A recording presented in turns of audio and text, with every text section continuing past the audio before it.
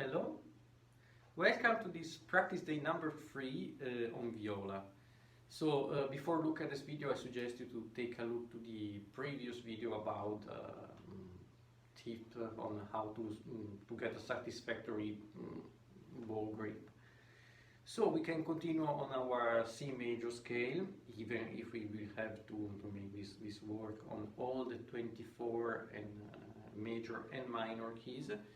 And we can start to choose a comfortable fingering for the 3-octave scale.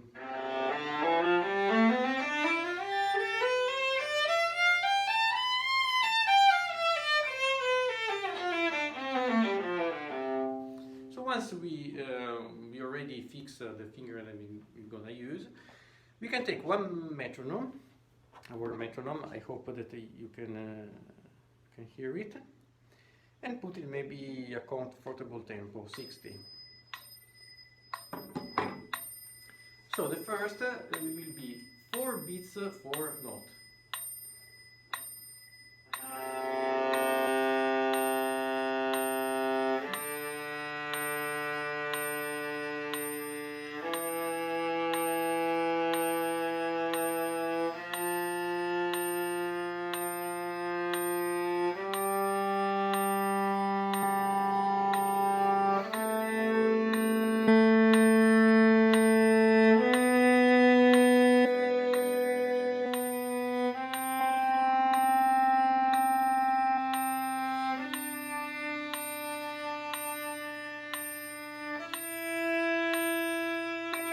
Etc. etc. So all the 3-octave scale in this way. Make sure to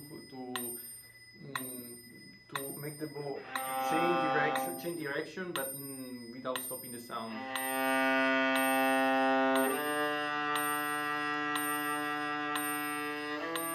Especially at this change at the front. Very important to have a thumb very active and very ready to change the direction of the bow all the time, without making a hole between the notes. When we finish the full 3-octave scale on 4 beats per note, we go on 3 beats per note.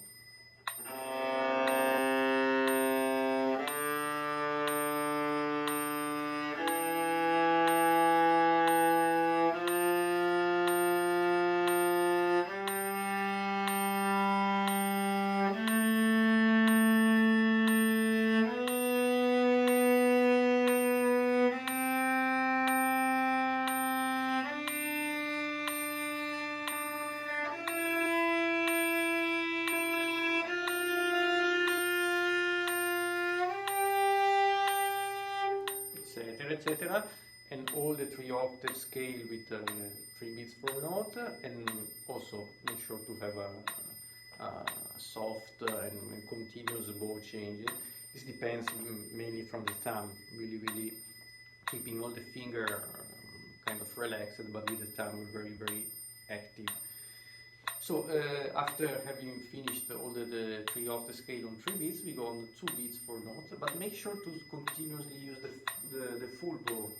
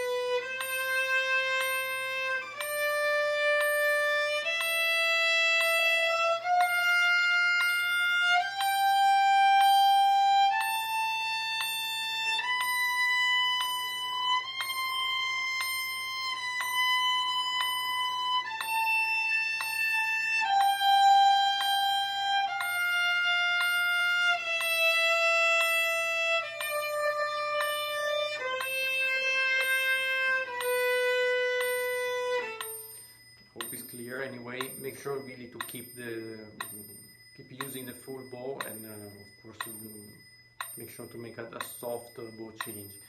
After having finished the 3-octave scale on 2 beats per note, now I'm getting kind of fast, Let's go to one beat for note.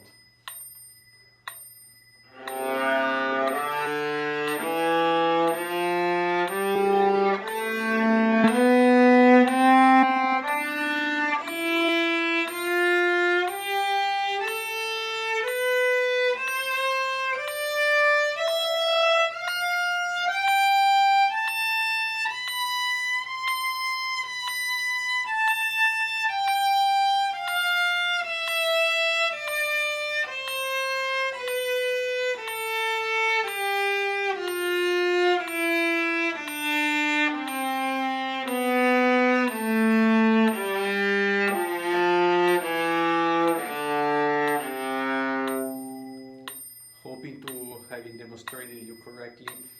Of course, this is very important. Make sure to keep closer to the bridge.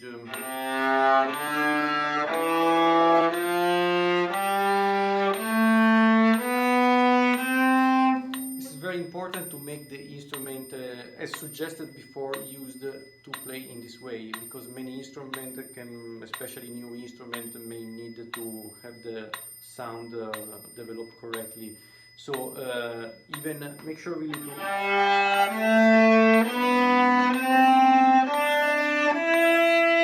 play really with the full bow continuously, very as much as close as the bridge as possible, and keeping the same speed of the bow without making sure, especially to go back to the floor really every bowing. We continue. So once we the same beat, in this case anyways is 60, comfortable beat. We continue play now 2 notes for bow, namely to 8 notes.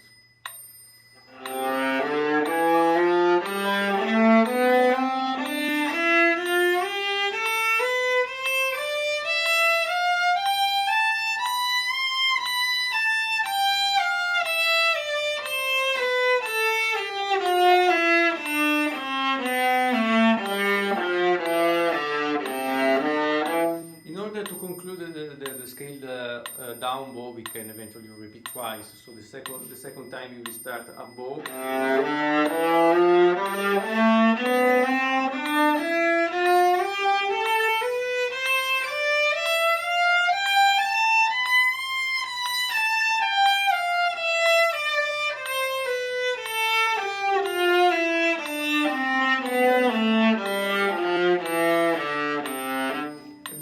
bow ready to continue to the next variation, or otherwise you can add as a Galamian suggested add the mi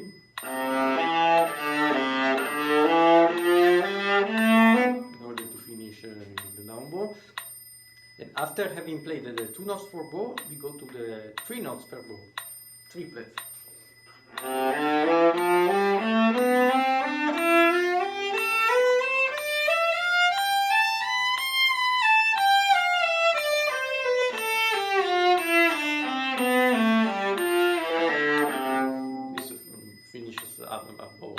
Down bow, sorry.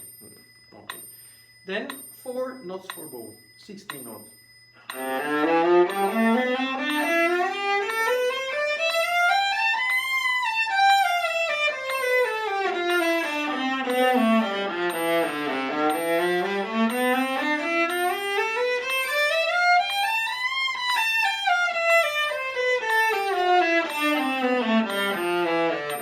Here we can repeat twice or add the first to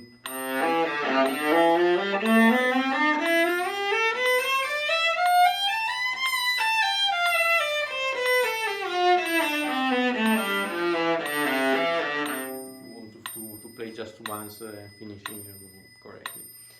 Then, even if it may be hard at the beginning, let's add 5 notes for bow.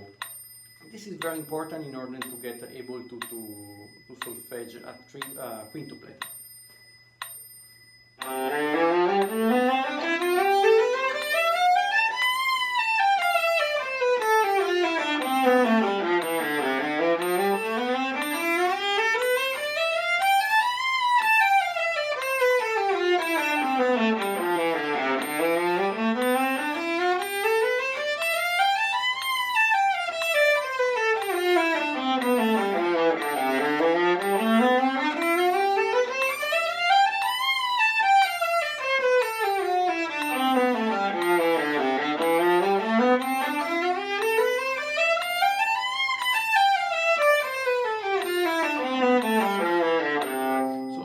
repeating 5 times, we finish with the starting C bow, C note down bow. So at the beginning, maybe if can be useful, we can subdivide, making a duplet plus a triplet.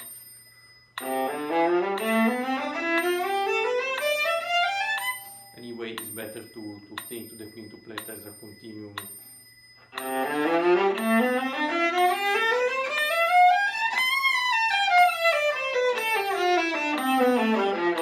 Because we will need to solfege correctly all the rhythmic figure that we can find in the repertoire. Then next, 6 note for bow.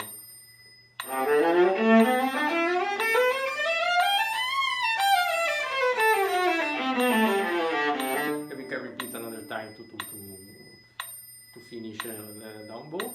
Then it would be nice to add the 7 note for bow in order to change on every principle.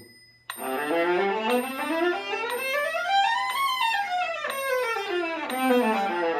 also with the traditional fingering.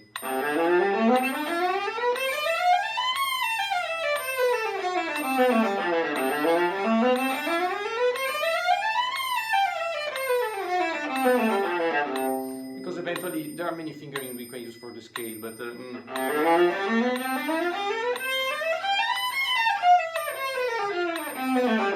eventually we can think to change on every octave, especially in the beginning, if it can maybe useful. Then we can add the 8 note for bow.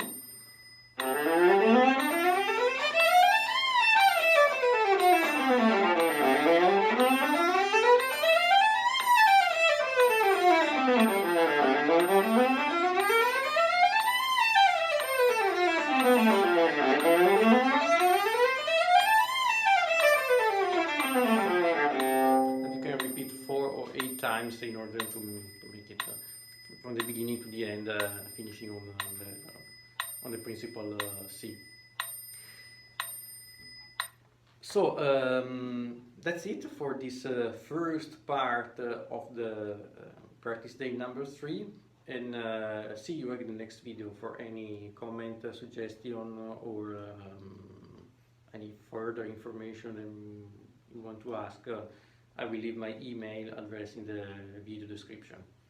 Thank you very much.